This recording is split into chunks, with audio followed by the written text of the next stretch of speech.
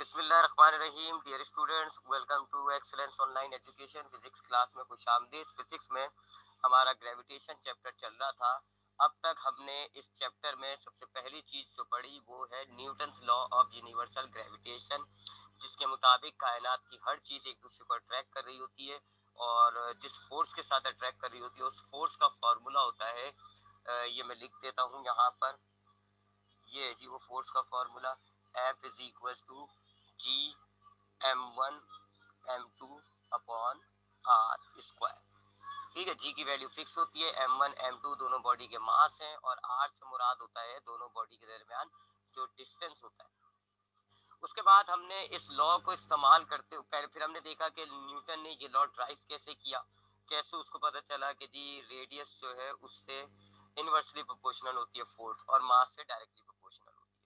उसके बाद हमने एक्सेलरेशन ऑफ मून कैलकुलेट किया, अब तक मास ऑफ अर्थ कैलकुलेट किया। कल की क्लास में हमने सबसे पहले वॉल्यूम ऑफ अर्थ कैलकुलेट किया, उसके बाद हमने डेंसिटी ऑफ अर्थ कैलकुलेट की और फिर हमने आखिर में मास ऑफ सन कैलकुलेट किया। आज जो है हम बात करेंगे आज जिस टॉपिक पर वो है variation of g with altitude. पहले हम विद एल्टीट्यूड की बात करेंगे, उसके बाद विद डेप्थ की बात करेंगे। Variation of g with altitude. देखिए, वेरिएशन का मतलब होता है तब्दील होना, एल्टीट्यूड का मतलब होता है ऊंचाई। और जी आप जानते हैं एक्सेलरेशन ड्यू टू ग्रेविटी, जिसकी वैल्यू 9.8 हम लेते हैं न्यूमेरिकल्स के दौरान। तो ये जो जुमला लिखा हुआ है variation of g with altitude, इसका मतलब हो गया, तर्जुमा हो गया इसका कि ऊंचाई के साथ जी की वैल्यू में तब्दीली। ठीक है, ऊंचाई के साथ जी की वैल्यू में तब्दीली। अब ये है क्या, हम समझते हैं कि जी की वैल्यू जो है वो 9.8 मीटर पर सेकेंड स्क्वायर और फिक्स होती है। ये ऐसी बात नहीं है, इट इज़ नॉट कांस्टेंट, ये चेंज होती है, ये तब्दील होती है। कैसे? ऊंचाई के हवाले से। अगर ये आपकी अर्थ है तो सरफेस पर, अर्थ की सरफेस पर तो आपकी जी की वैल्यू जो है वो 9.8 मीटर पर सेकेंड स्क्वायर होती है। लेकिन जैसे ही जैसे आप ऊपर जाते जाएंगे, एल्टीट्यूड पे जाते जाएंगे, ऊंचाई पे जाते जाएंगे, ऊपर जाते जाएंगे, तो ये जो जी की वैल्यू है ये कम होती है। आप ऊंचाई इंक्रीज करते जाओ, हाइट इंक्रीज करते जाओ, जी की वैल्यू कम होती जाती है। यहाँ पर जी की वैल्यू सपोज कर लें थोड़ी सी कम हो गई, 7 मीटर पर सेकेंड स्क्वायर हो गई। और अगर आप ऊपर चले जाएं और कम होती जाएगी, और अगर आखिर में आप स्पेस पर चले जाएं, ये स्पेस है, तो अगर आप स्पेस पर चले जाएं तो जी की वैल्यू जो है वो बिल्कुल ही खत्म हो जाती है, जीरो हो जाती है। तो हम ये देख रहे हैं कि जी की वैल्यू तब्दील हो रही है ऊंचाई के साथ, variation of g with altitude. ऊंचाई के साथ जी की वैल्यू तब्दील हो रही है, और कैसे तब्दील हो रही है? कम हो रही है। आप जितना ऊपर जाते जाओगे जी की वैल्यू उतनी कम होती जाएगी। कराची जो होता है वो सरफेस पर होता है, तो कराची पर जी की वैल्यू जो है वो 9.8 है। लेकिन अगर आप मरी चले जाएं तो मरी जो है वो पहाड़ पर होता है, तो आप ऊपर हो गए, जमीन से दूर हो गए, ऊपर हो गए, तो वहां मरी में जी की वैल्यू कम होती है। इसी वजह से जब हम कराची के लोग मरी में जाते हैं तो हमें अजीब सा फील हो रहा होता है, इसी वजह से कि हमारे पे जी की वैल्यू कम लग रही होती है। और अगर आप मरीज से ऊपर चले जाएं, माउंट एवरेस्ट की चोटी पर चढ़ जाएं, तो वहां जी की वैल्यू और कम हो जाती है। अब माउंट एवरेस्ट पे आपने सुना होगा कि लोगों को बहुत ज्यादा ही अजीब सा महसूस हो रहा होता है, उनकी घबराहट हो जाती है, ब्लड प्रेशर डिक्रीज हो जाता है। वजह यही है कि जी की वैल्यू माउंट एवरेस्ट पे जाके कम हो रही है। तो सीधी सी जबान में अगर हम बोले कि जी की वैल्यू फिक्स नहीं होती, जी की वैल्यू कम होती है। जितना आप ऊपर जाते जाओगे उतनी जी की वैल्यू कम होती जाती है। और अगर आखिर में आप ऊपर जाते जाते स्पेस पर निकल जाए, खला पर चले जाए, तो फिर जी की वैल्यू बिल्कुल खत्म हो जाती है। तो हम न्यूमेरिकल्स के अंदर इस जी की वैल्यू को फिक्स यूं ले रहे होते हैं क्योंकि हमारे जो न्यूमेरिकल्स होते हैं हाइट के, प्रोजेक्शन वाले, टू डायमेंशनल मोशन वाले जो न्यूमेरिकल्स होते हैं, उसमें हमारी हाइट ज्यादा नहीं होती, इतनी सी होती है बस, ज्यादा नहीं होती। आपने खुद देखा होगा 100 मीटर, 10 मीटर, 20 मीटर, 30 मीटर, इतनी हाइट पर जी की वैल्यू में ज्यादा फर्क नहीं आता, इसलिए हम 9.8 ले लेते हैं। थोड़ा बहुत, यानी 9.81 होता है तो 9.80 हो जाता है, इतना सा फर्क होता है, तो इसलिए हम उस फर्क को इग्नोर कर देते हैं और हम अपने न्यूमेरिकल्स में जी की वैल्यू को कांस्टेंट मानते हैं।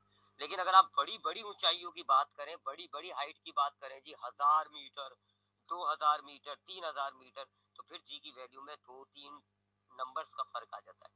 9.8 से 7 हो जाएगी, 6 हो जाएगी, वगैरह वगैरह। और अगर आप स्पेस पे चले जाए तो बहुत बड़ी हाइट है, आप स्पेस पे चले जाए इतनी हाइट पर आपकी वैल्यू जी की खत्म हो जाती है। तो जी वेरिएशन हो रहा है जी एल्टीट्यूड के साथ, जी की वैल्यू में तब्दीली हो रही है। और कैसी तब्दीली हम नोट कर रहे हैं जी, जी डिक्रीजेस विद एल्टीट्यूड, यानी ऊंचाई के साथ साथ जी की वैल्यू आहिस्ता आहिस्ता रिड्यूस होती जाती है, कम होती जाती है, तब्दील हो रही है।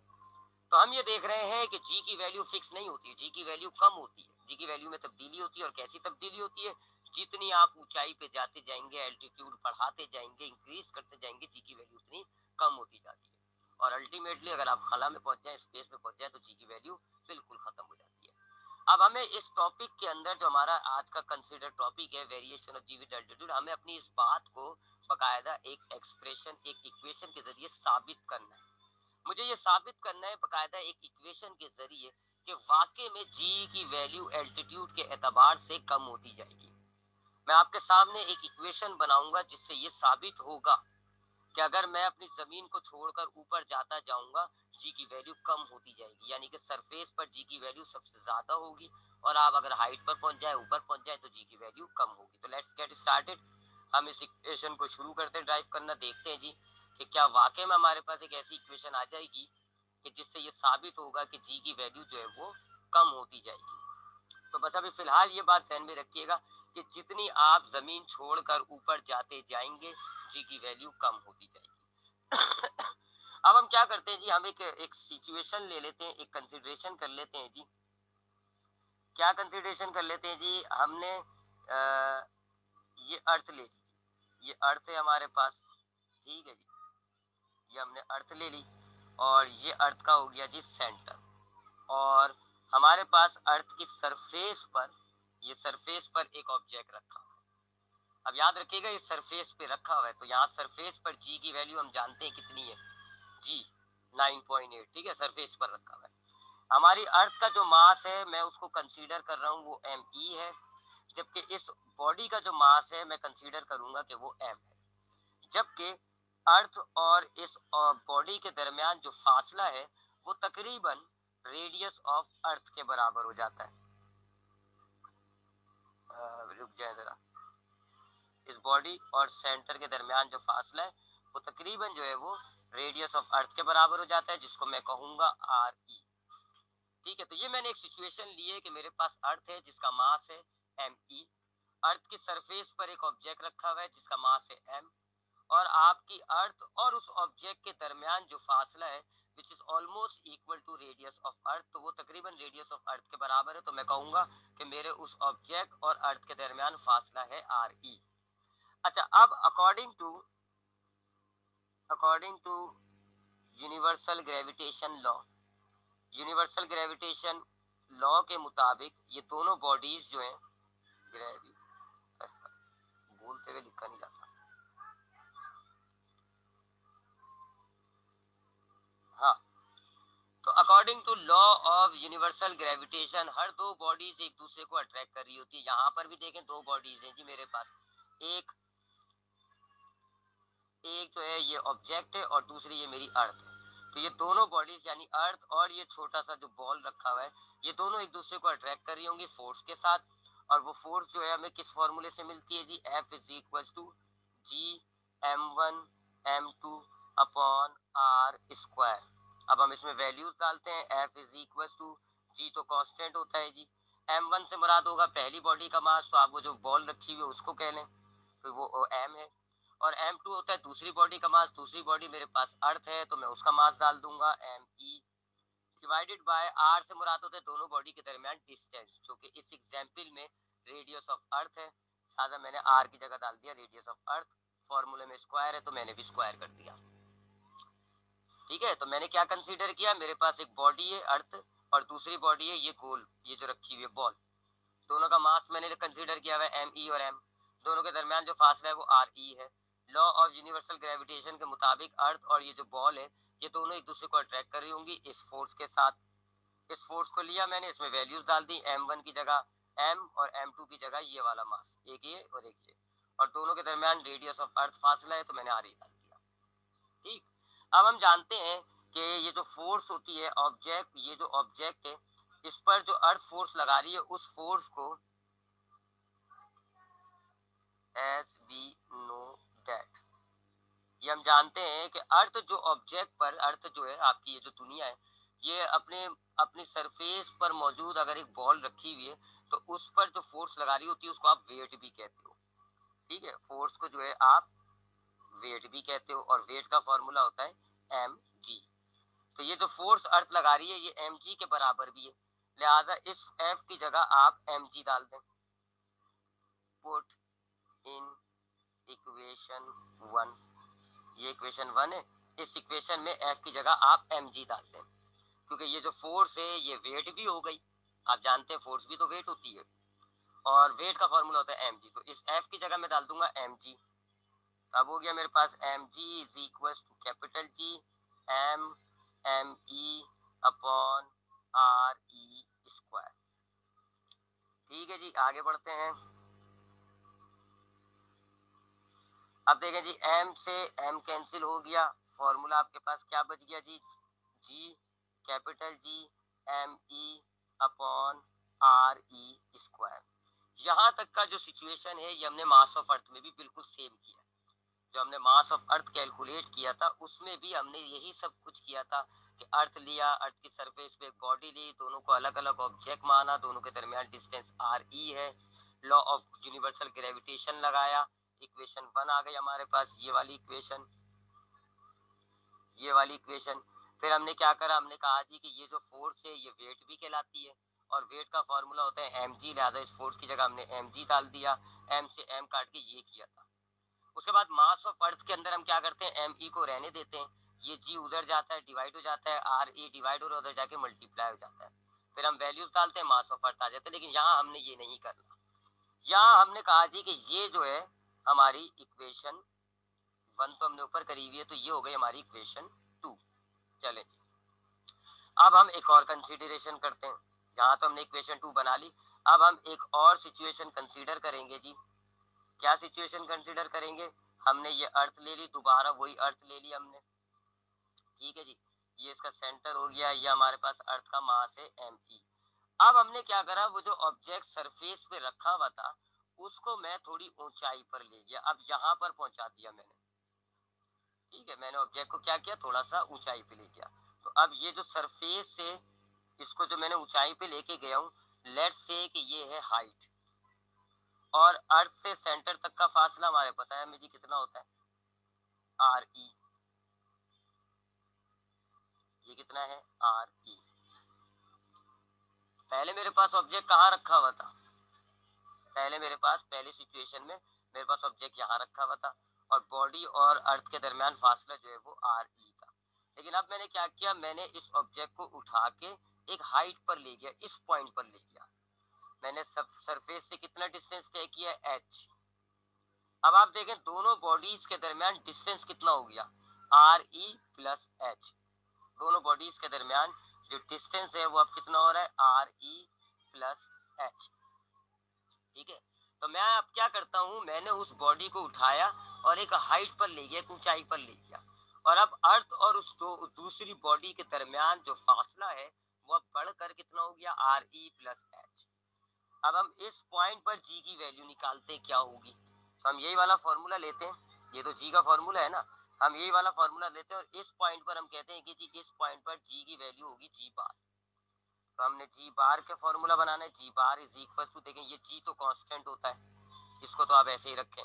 मास ऑफ अर्थ में भी कोई फर्क नहीं आया, हमने मास तो नहीं बढ़ाया अर्थ का, फर्क आया बस इसमें, जब अर्थ की सरफेस पर बॉडी रखी हुई थी तो बॉडी और अर्थ के दरमियान फासला था आर ई, लेकिन अब आपकी बॉडी यहाँ पर पहुंच गई तो अब बॉडी और अर्थ के दरमियान फासला हो गया आर ई प्लस एच। तो हम इस आर ई की जगह लिख देंगे आर ई प्लस एच, फॉर्मूले में स्क्वायर है तो हमने भी स्क्वायर कर दिया, हमारे पास हो गई इक्वेशन नंबर 3। तो ये जो इक्वेशन है 2, ये इक्वेशन है जी की वैल्यू मालूम करने की, कब, जब बॉडी आपकी होती है यहाँ सरफेस पर, यहाँ अगर आप इसमें वैल्यूज डालेंगे ना 9.8 ही आएगा। क्योंकि यहाँ पर सरफेस पर अगर बॉडी मौजूद होती है, ये यहाँ पर अगर बॉडी मौजूद होती है, इसकी वैल्यू जी होती है और ये उसका फॉर्मूला है। और इसमें आप वैल्यूज डाल के देख लीजिएगा, 9.8 ही आएगा। और ये जो इक्वेशन 3 है, ये मेरी इस पॉइंट पर जी की वैल्यू है, इस पॉइंट पर। तो जी क्या है यहाँ पर वैल्यू, जी बार क्या है इधर जी की वैल्यू। दोनों वैल्यूज में मास और ये जो कैपिटल जी है ये फिक्स है, सिर्फ गड़बड़ कहाँ हो रही है, distance between the two bodies. जब सरफेस पर होती है ऑब्जेक्ट तो डिस्टेंस दोनों बॉडीज के दरमियान आर ई हुआ, और जब आपकी बॉडी जो है वो हाइट पर जाके पहुंच गई, इस पॉइंट पर आप ए पॉइंट पर ले गए बॉडी को, तो अब आपके बॉडी और अर्थ के दरमियान फासला बढ़कर आर ई प्लस एच हो गया। अब आप क्या करें जी, दोनों बॉडीज को, दोनों इक्वेशंस को डिवाइड कर दें, डिवाइड बोथ इक्वेशंस। ठीक है जी, तो हम डिवाइड कर लेते हैं जी। हम पहले इक्वेशन 2 लिखते हैं जी, जी दोनों इक्वेशन 2 लिखी जी, g is equal to capital G M E upon are e square.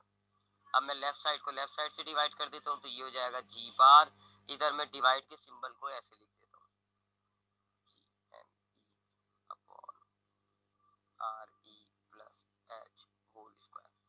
तो मैंने दोनों इक्वेशंस को डिवाइड कर दिया। ठीक है, मैंने सबसे पहले इक्वेशन 2 लिखी ऊपर, देखें यहाँ पर मैंने लेफ्ट को लेफ्ट से डिवाइड किया, तो जी डिवाइडेड बाय जी बार देखें, और राइट को राइट से डिवाइड किया, तो ये वाला फ्रैक्शन मैंने पहले लिखा, फिर डिवाइड साइन, और फिर ये वाला फ्रैक्शन मैंने बाद में लिखा। तो दोनों की लेफ्ट साइड को डिवाइड कर दिया, ये फ्रैक्शन बन गई, दोनों की राइट साइड को डिवाइड कर दिया, ये बन गया। अब आप इस डिवाइड के साइन को मल्टीप्लाई करें तो ये वाला फ्रैक्शन उल्टा हो जाएगा, G M E upon R E whole square. इस डिवाइड साइन को मैंने कर दिया मल्टीप्लाई, और बराबर वाली फ्रैक्शन उल्टी हो गई, रेसिप्रोकल हो गई, आर ई प्लस एच होल स्क्वायर ऊपर चला गया, और जी एम ई जो है वो नीचे आ गया। जी से जी कैंसिल हो गया, एम ई से एम ई कैंसिल हो गया। आगे बढ़ते हैं। अब देखें हमारे पास राइट साइड पे ऊपर बच रहा है आर ई प्लस एच होल स्क्वायर, और नीचे बच रहा है आपके पास आर ई होल स्क्वायर। अब आप ऊपर जो है आर ई प्लस एच होल स्क्वायर, इस पर ये वाला फॉर्मूला लगा दें अलजबरा का, a plus B whole square ये बराबर होता है a square plus 2ab plus b square, ये वाला फॉर्मूला लगा दें। ए की जगह आप आर ई को यूज करेंगे, बी की जगह आप एच को यूज करेंगे।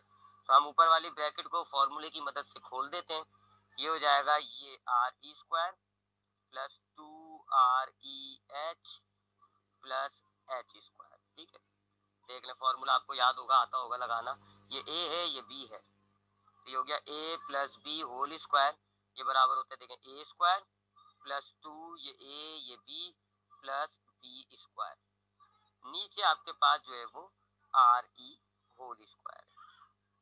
अब आप क्या करेंगे जी, आपके पास ये जो आर ई होल स्क्वायर है नीचे, ये तीनों का है डिनोमिनेटर, आप तीनों को अलग अलग से दे देते हैं, एलसीएम ब्रेक कर दें आप, तो आर ई होल स्क्वायर आपने इसको भी दे दिया, तो ये जो प्लस 2REH है इसको भी दे दिया, और ये जो एच स्क्वायर है इसको भी दे दिया, तीनों को आपने आर ई स्क्वायर बांट दिया। यहाँ पर ये कट गया, क्या बचा 1, यहाँ पर देखें ऊपर एक आर है, नीचे आर ई स्क्वायर यानी 2 आर है, एक से कट जाएगा, यहाँ बचा आपके पास 2H अपॉन आर ई, नीचे 2 आर थे, एक आर कट गया, एक आर ई बच गया, और फिर plus H square upon are e square. Right side पे आपके पास क्या फ्रैक्शन चलता हुआ आ रहा है, जी अपॉन जी बार। ठीक है जी, आगे बढ़ते हैं। अब ये जो आपके पास वैल्यू है, ये वाली जो वैल्यू है H square upon are e square, ये इंतहाई छोटी वैल्यू है, क्योंकि हाइट आप कितनी लेके जाओगे, 1000 2000 3000, नीचे की वैल्यू बड़ी है, आर ई मतलब रेडियस, कितनी वैल्यू होती है 6.38 मल्टीप्लाई 10⁻6 प्लस उसका स्क्वायर, तो नीचे एक बड़ा डिनोमिनेटर है, ऊपर एक छोटा डिनोमिनेटर है। तो अगर आपके पास ऊपर नंबर छोटा होता है नीचे बड़ा होता है तो 0 पॉइंट में आंसर आता है, और अगर हम इस फ्रैक्शन को बनाए तो 0 पॉइंट बहुत सारे जीरो आएंगे, तो एक बड़ी छोटी वैल्यू है। H square upon are e square जो है वो स्मॉल है जी, बहुत स्मॉल है, इतनी स्मॉल कि हमने इसको देयरफॉर हमने इसको निग्लेक्ट कर देते हैं, हटा देते हैं, छोड़ देते हैं, क्योंकि बहुत छोटी वैल्यू है, इसको आप हटा भी दोगे कोई फर्क नहीं पड़ेगा। तो अब आपके पास हो गया g upon g bar is equal to 1 plus 2h upon are e. ठीक है जी, ये आपके पास अब हो गई यहाँ तक। अब हम क्या करेंगे, पूरी इक्वेशन को आप पलट दें, पूरी इक्वेशन को आप पलट दें। तो यहाँ पर आपने पलटा, इस साइड को आपने पलटा, जी बार ऊपर चले जाएगा, जी नीचे आ जाएगा, जी बार अपॉन जी। इधर भी जब आप पलटेंगे तो आप इधर पलटने के बजाय पावर को माइनस कर दें, 1 plus 2h upon R E, power आपने कर दी -1। ठीक है, पावर माइनस कर दिया, आपको पता है ये ऊपर है तो ये नीचे आएगा, हमने क्या करा, सीधी सीधी पावर माइनस कर दी। अब आप इस माइनस पावर को खत्म करेंगे using binomial theorem. Binomial theorem जो है वो एक मैथमेटिक्स का थ्योरम होता है, जिसकी मदद से हमारे पास, अगर बाइनोमियल का मतलब होता है दो टर्म्स, तो ये एक थ्योरम है, मैथमेटिक्स में आप पढ़ते हैं। और जो जो मेडिकल के हैं वो नहीं पढ़ेंगे क्योंकि उनकी मैथमेटिक्स नहीं है, और जो मैथमेटिक्स के हैं वो आगे के चैप्टर में पढ़ेंगे इसको, बाइनोमियल थ्योरम का आपके फर्स्ट ईयर की मैथमेटिक्स में ये है। ये एक ऐसा थ्योरम होता है, बाइनोमियल का मतलब दो टर्म्स, देखिए दो टर्म्स पर अप्लाई होता है ये, एक टर्म ये हो गई, एक टर्म ये हो गई। और इस थ्योरम की मदद से हमारे पास अगर दो टर्म्स में पावर दी हुई होती है, उनको हम खोलते हैं। तो ये जो हमारे पास a plus B whole square का वाला फार्मूला है वो भी बाइनोमियल थ्योरम है। तो हमने यहाँ पर बाइनोमियल थ्योरम को डिटेल में नहीं लेके जाना, इसलिए हम इसको इग्नोर ही कर देते हैं। बस मैं आपको बता देता हूँ कि बाइनोमियल थ्योरम जब आप अप्लाई करोगे, ये पावर खत्म हो जाएगी, ये साइन माइनस हो जाएगा, तो ये हो गया 1 minus 2h upon R E, power खत्म हो गई, -1 पावर खत्म हो गई। तो हमने बाइनोमियल थ्योरम को इस्तेमाल किया, ये माइनस पावर खत्म हो गई, यहाँ साइन प्लस के बजाय माइनस हो गया। अब ये जी डिवाइड हो रहा है, इसको इधर ले आए, मल्टीप्लाई हो जाएगा,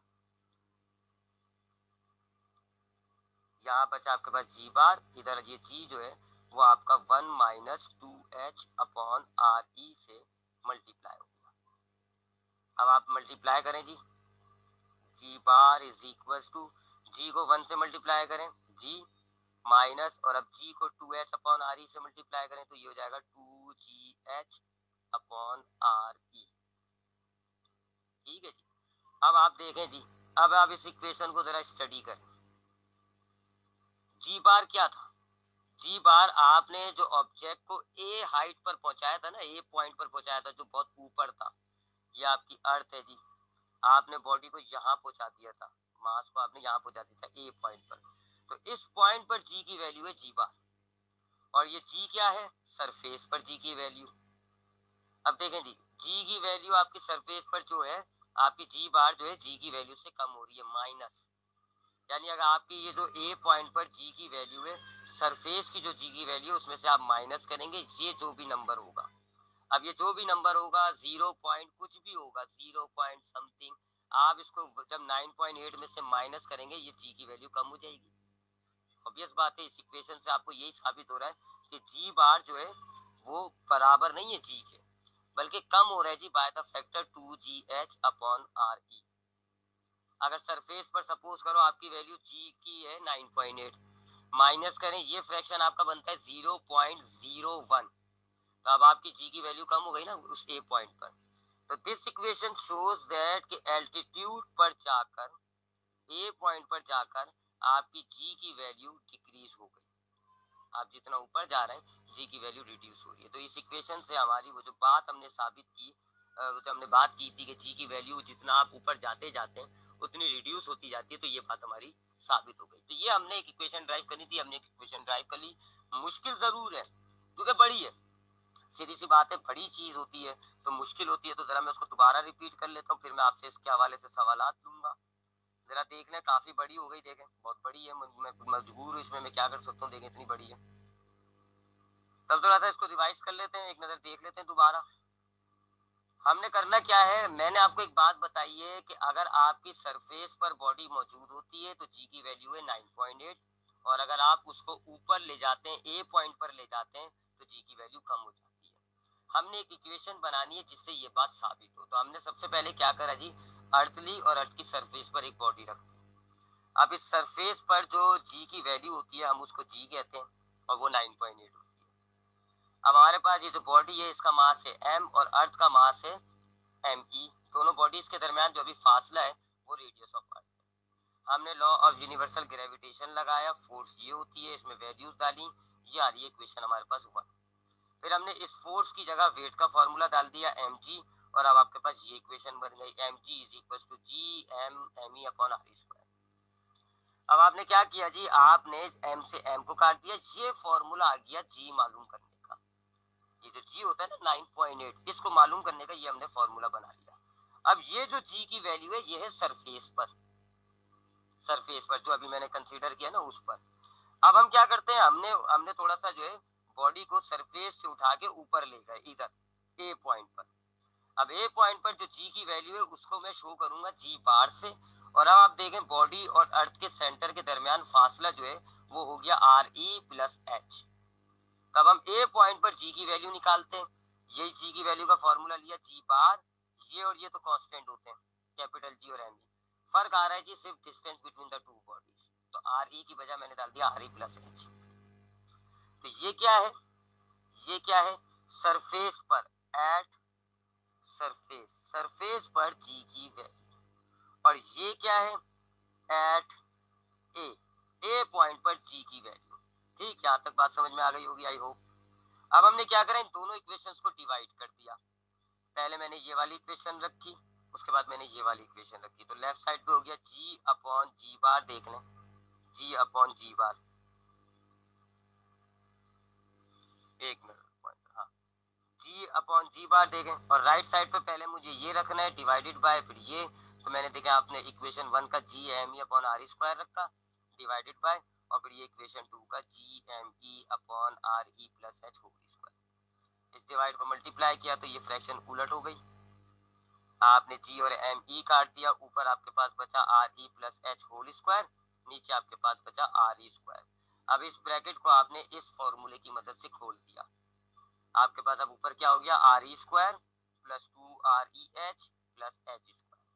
ये आर ई आपने तीनों को दे दिया, ये देखें जी तीनों को मैंने दे दिया, यहाँ ये कट गया 1, यहाँ एक आर कट गया, एक आर नीचे बच गया, और ये जो वैल्यू है बहुत ज्यादा छोटी वैल्यू होती है, आपने इसको इग्नोर कर दिया, ये लिखा हुआ आपने बात और ये इग्नोर कर दिया। अब आप देखें इक्वेशन आपकी ये हो गई। अब आपने क्या करा, पूरी इक्वेशन को इन्वर्स कर दो, जी बार ऊपर जी नीचे, ये देखें, और यहाँ आपने पावर को चेंज कर दिया -1, अभी +1 है -1 हो गई। अब हमने इस माइनस पावर को खत्म किया बाइनोमियल थ्योरम से। बाइनोमियल थ्योरम जब हम अप्लाई करेंगे इस पर तो ये पावर का साइन खत्म हो जाएगा और यहाँ माइनस हो जाएगा, तो देख लें पावर खत्म हो गई, पावर बीच में साइन माइनस हो गया, जी डिवाइड हो रहा था इधर आके मल्टीप्लाई हुआ, देखें अब आपने जी को दोनों से मल्टीप्लाई किया तो जी 1 जा जी और जी और 2h अपॉन आर ये बन गया। अब इस इक्वेशन से आपको क्या साबित हो रहा है कि ए पॉइंट पर जो जी की वैल्यू है वो सरफेस के बराबर नहीं है। अगर जी की वैल्यू कांस्टेंट होती, चेंज नहीं होती, तो ए पॉइंट पर जी बार की जो वैल्यू आ रही होती वो अर्थ वाली होती थी 9.8, लेकिन ऐसा नहीं है। अर्थ की वैल्यू, अर्थ की सरफेस पर जो जी की वैल्यू है आप उसमें से माइनस करके कुछ हिस्सा निकाल रहे हैं। सपोज कर लें जी, एक एग्जांपल ले लेते हैं, रैंडम एग्जांपल ले लेते हैं कि ये जो हमारे पास फ्रैक्शन है 2gh अपॉन आर ई ए पॉइंट पर, ये जो ए पॉइंट है ना अर्थ से जो मैं ऊपर लेके गया हूँ हाइट, इस ए पॉइंट पर ये फ्रैक्शन बनता है सपोज करें जी 0.1। तब इस इक्वेशन में g bar is equal to g minus 2gh upon are e. इसके अंदर जरा इस फ्रैक्शन की जगह 0.1 डाल दें, तो ये सरफेस पर जी की वैल्यू होती है 9.8 माइनस 2gh में कितना ले रहा हूँ एक एग्जाम्पल 0.1 माइनस करें 9.7, देखें जी कम हो गई ना, ए पॉइंट पर आप देखें जी की वैल्यू रिड्यूस हो रही है। तो जी की वैल्यू ए पॉइंट पर हाइट पर एल्टीट्यूड पर जाके रिड्यूस हो रही है, क्यों? क्योंकि सरफेस पर जो वैल्यू है आप उसमें से माइनस कर रहे हैं एक पूरा फ्रैक्शन, जब आप माइनस करोगे तो जाहिर बात है कम होता है। तो दैट इक्वेशन, ये जो इक्वेशन हमारे पास आ रही है ये बात क्या प्रूव कर रही है कि एल्टीट्यूड ऊंचाई ए पॉइंट पर जाके जी की वैल्यू डिक्रीज हो रही है। अब यहाँ पर आप लोगों को कोई सवाल है बच्चों तो जरा पूछ लो।